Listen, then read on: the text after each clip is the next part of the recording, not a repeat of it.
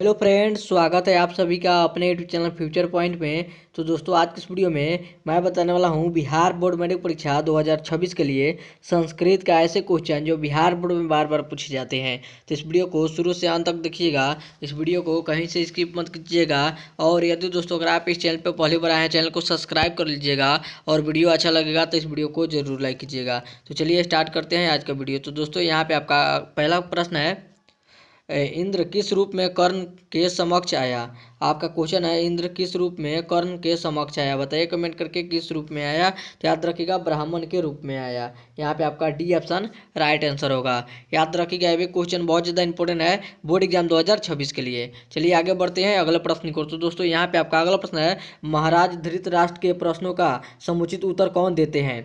आपका क्वेश्चन है, महाराज धृतराष्ट्र के प्रश्नों का समुचित उत्तर कौन देते हैं। बताइए कमेंट करके कौन देते हैं। तो याद रखिएगा मंत्री विदुर देते हैं। कौन देते हैं? तो मंत्री विदुर देते हैं। याद रखिएगा ये भी क्वेश्चन बहुत ज़्यादा इंपॉर्टेंट है। आगे बढ़ते हैं अगले प्रश्न को। तो दोस्तों, यहाँ पे आपका अगला प्रश्न है, नीति श्लोक पाठ महाभारत के किस पर्व से संकलित है। आपका क्वेश्चन है, नीति श्लोक पाठ महाभारत के किस पर्व से संकलित है। बताइए कमेंट करके किस पर्व से संकलित है। तो याद रखिएगा उद्योग पर्व से संकलित है। यहाँ पे आपका बी ऑप्शन राइट आंसर होगा। याद रखिएगा ये भी क्वेश्चन इंपॉर्टेंट है बोर्ड एग्जाम 2026 के लिए। आगे बढ़ते हैं अगले प्रश्न को। तो दोस्तों, यहाँ पे आपका अगला प्रश्न है, गोदान किस संस्कार का मुख्य क्रम है।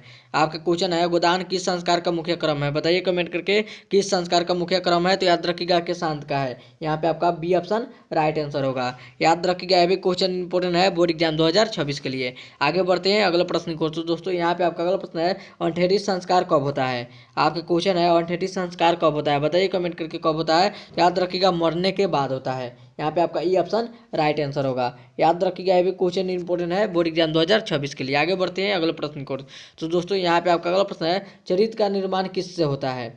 आपका क्वेश्चन है, चरित्र का निर्माण किससे होता है। बताइए कमेंट करके किससे होता है। तो याद रखिएगा संस्कारों से होता है। किससे होता है? तो संस्कारों से होता है। याद रखिएगा ये भी क्वेश्चन इंपॉर्टेंट है। आगे बढ़ते हैं अगले प्रश्न को। तो दोस्तों, यहाँ पे आपका अगला प्रश्न है, शैशव संस्कार कितने होते हैं। बताइए कमेंट करके शैशव संस्कार कितने होते हैं। याद रखिएगा 6 होते हैं। कितने होते हैं? तो 6 होते हैं। यहाँ पे आपका ई ऑप्शन राइट आंसर होगा। चलिए आगे चलते हैं अगले प्रश्न को। तो दोस्तों, यहाँ पे आपका अगला प्रश्न है, भारत की शोभा से कौन प्रशांत होते हैं। आपके क्वेश्चन है, भारत की शोभा से कौन प्रशांत होते हैं। तो याद रखिएगा ईश्वर प्रशांत होते हैं। याद रखिएगा ईश्वर प्रशांत होते हैं। चलिए अगला प्रश्न को चलते हैं। तो दोस्तों, यहाँ पे आपका अगला प्रश्न है, किसकी महिमा सर्वत्र गाई जाती है। आपका क्वेश्चन है, किसकी महिमा सर्वत्र गाई जाती है। तो याद रखिएगा भारत देश की महिमा सर्वत्र गाई जाती है। अगले क्वेश्चन की ओर देखिए। तो दोस्तों, यहाँ पे आपका अगला प्रश्न है, शंकर चरित्र के रचनाकार कौन है।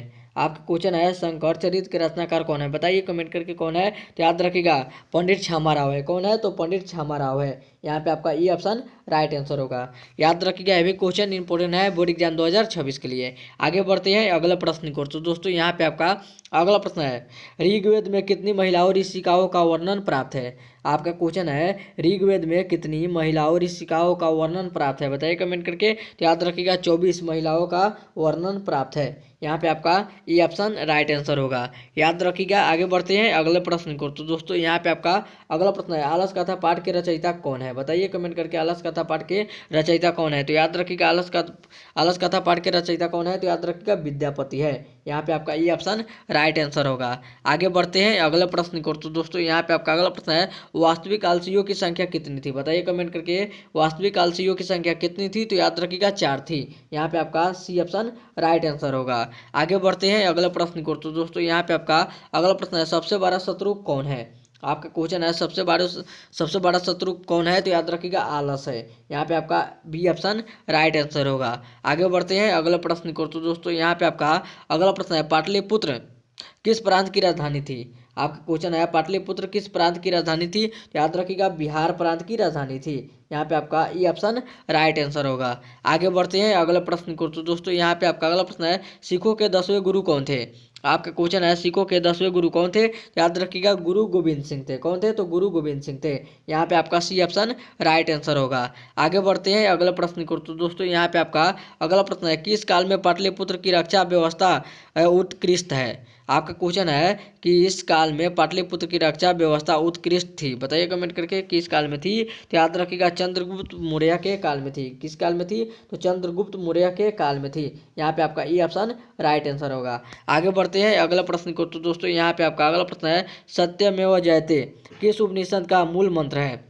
आपका क्वेश्चन है सत्यमेव जयते किस उपनिषद का मूल मंत्र है। बताइए कमेंट करके किस उपनिषद का मूल मंत्र है। तो याद रखिएगा मुंडकोपनिषद का मंत्र है। किसका है? तो मुंडकोपनिषद का मंत्र है। यहाँ पे आपका सी ऑप्शन राइट आंसर होगा। आगे बढ़ते हैं अगला प्रश्न को। तो दोस्तों यहाँ पे आपका अगला प्रश्न है सत्य का मुंह किससे ढका हुआ है।